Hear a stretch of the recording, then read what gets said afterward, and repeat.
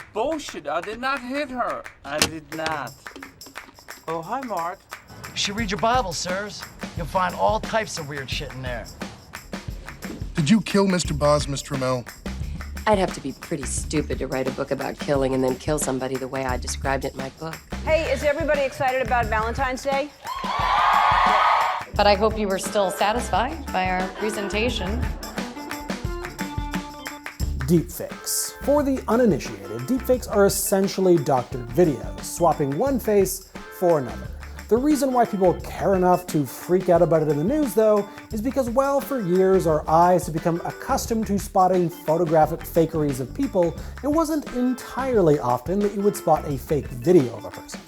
Sure, we saw doctored videos of eagles snatching toddlers, but to actually replicate a human being was very difficult. You're reading a magazine, you come across a full-page nude photo of a girl. Is this testing whether I'm a replicant or a lesbian, Mr. Deckard? Just answer the questions, please. More recently, we've seen actors de-aged, or brought back from the dead entirely, but these productions required a tremendous amount of people and money to pull off. And even then, you know something's off. You're far too trusting. Suddenly, with deepfakes, somebody at home by themselves with a laptop could fairly easily and somewhat realistically recreate Obama. President Trump is a total and complete dipshit. And by fairly easily, I mean fairly easily for someone who knows how to do the whole code part of computers. Not me. I tried to make one, but I only got as far in the tutorial as turning the video into a bunch of still frames, something that took me 6 hours to do with Terminal that I could have done with a single click of a button in Premiere. Basically, it works like this. You pick your clip that you want to swap the faces of. You compile hundreds of photos of your target, in this case myself, then you run a program or code or something that finds out where all the faces are in your video. I am by no means an expert on the computery side of this, but from what I gather, it's similar to how your iPhone or camera is able to pick out faces in your photos. Which is great, except for when it very embarrassingly identifies my girlfriend as my mother, and vice versa. Seriously, it's become a huge problem in our relationship. It's not great. Once it knows where all the faces are, it cuts them out and then organizes them by emotion. Next, it does the same thing to all the photos you uploaded. Then the artificial intelligence kicks in. Open the pod bay doors, Hal. I'm sorry, Dave. I'm afraid I can't do that. The AI is essentially a bot that you teach what different facial expressions are, so it can take the faces from your photos and the faces from your video and match them seamlessly. Is this happy? No. Is this happy? Yes. Is this happy? Yes. Is this sad?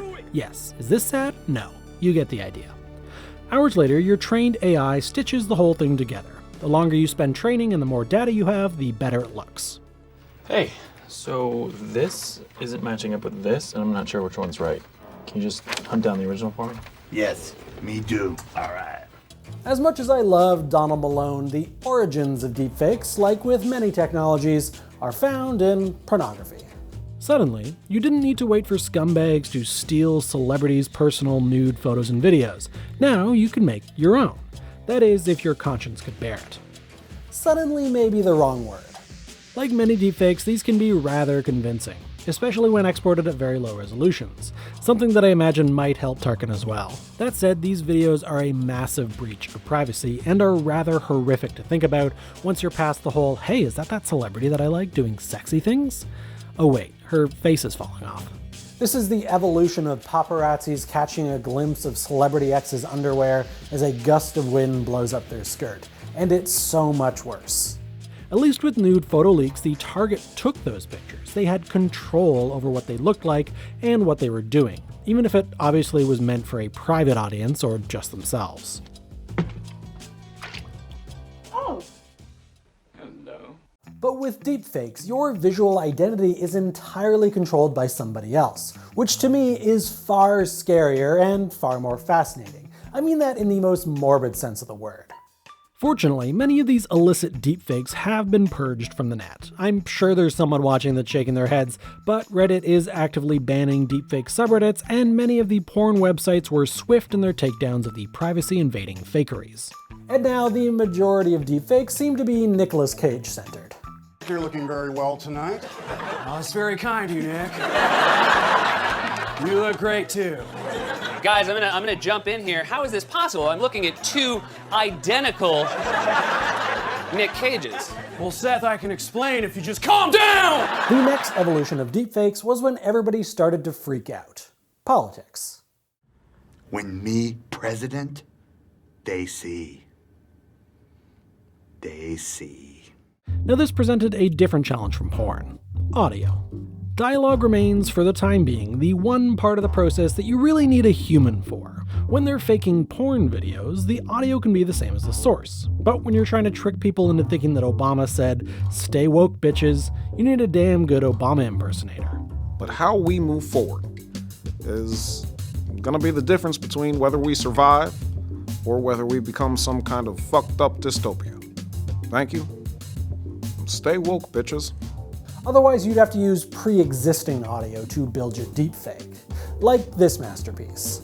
Never gonna give you up. Never gonna let you down. Never gonna run around and desert you.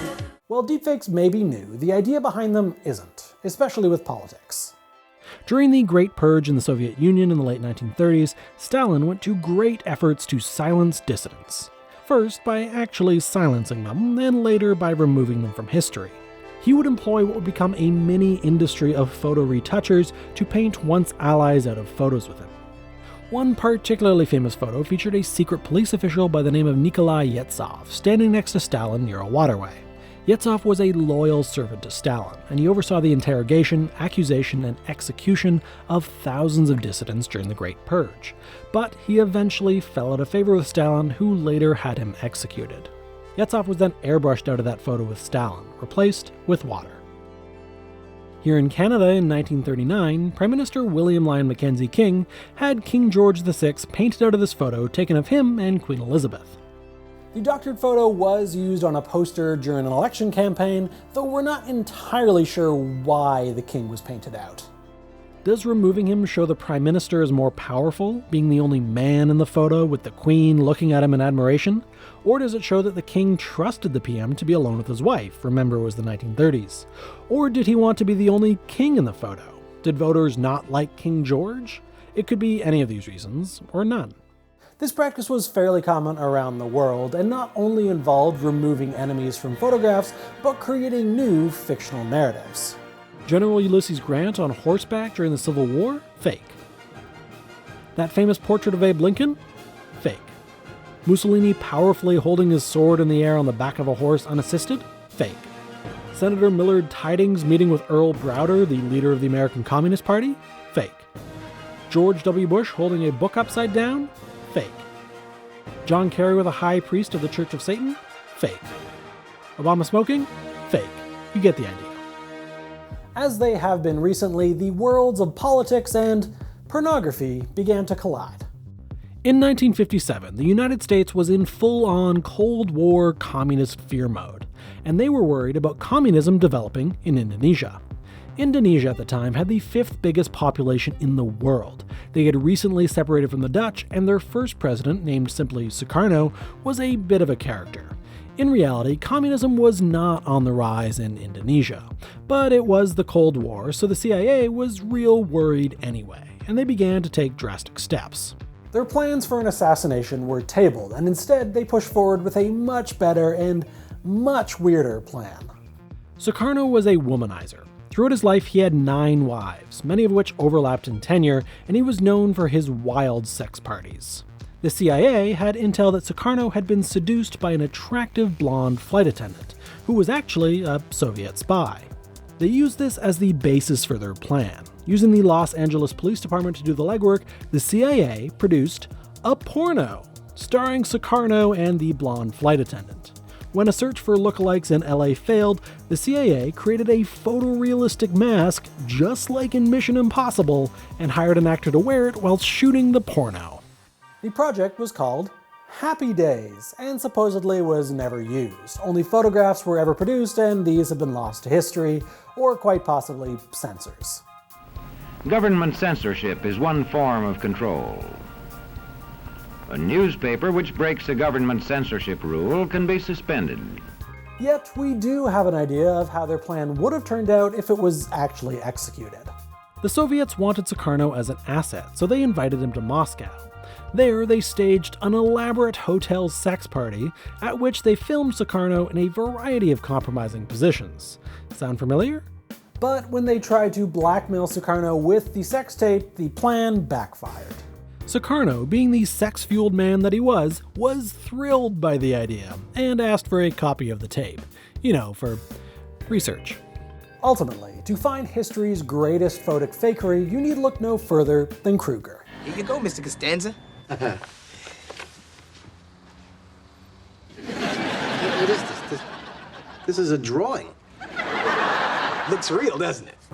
While it can be difficult to prevent someone from creating a deepfake of you, it is easier than ever to keep your digital identity and all of your accounts secure. All you need is Dashlane, who sponsored this episode. I use the internet in almost every aspect of my life, and because of this, I'm sure that I have left a trail of unsecure logins, passwords, and payment information all over the net. Thankfully, I've started using Dashlane, which has helped me manage all of my accounts and keeps my digital identity safe and secure, which is especially helpful now that my browser history is full of horrible, privacy-invading deepfakes. Dashlane brings a lot to the table, but their most helpful feature is their password management tool. With it, I can easily generate ridiculously complex passwords that Dashlane stores for me, and then autofills wherever I need them online, even on my phone. Dashlane will also store all of your old passwords, and if you update a password, it will store the updated version with just the click of a button. Dashlane has also sped up my online shopping. It securely stores all of my shipping and banking information, taking the hassle out of entering my address over and over again, as I, for some reason, buy more and more copies of John Wick. Dashlane is free, and it's really quick and easy to sign up. Just follow the link in the description or go to dashlane.com/normal. If you'd like to go premium to get dark web monitoring, a VPN, unlimited syncing between devices, and much more, you can use the promo code NORMAL to get 10% off.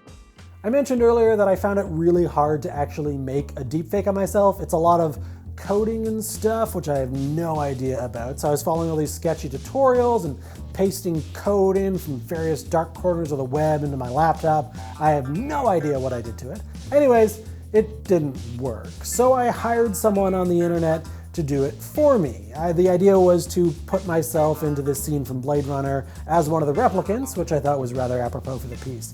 So I took all the pictures of myself and sent them to him, and several days later, he delivered the finished product, which was a porno. I was actually pretty excited because I thought that was actually way funnier than the Blade Runner thing, but it wasn't particularly well made, so I couldn't tell if it was actually my face on this beautiful woman. Anyways, I wrote him back, and it turns out he just sent it to the wrong person, which is kind of disappointing. Anyways, here it is.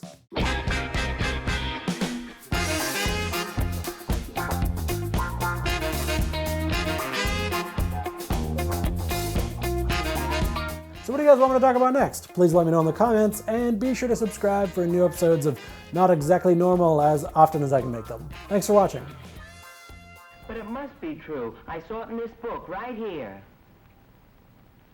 And if books and newspapers and the radio are efficiently controlled, the people will read and accept exactly what the few in control want them to.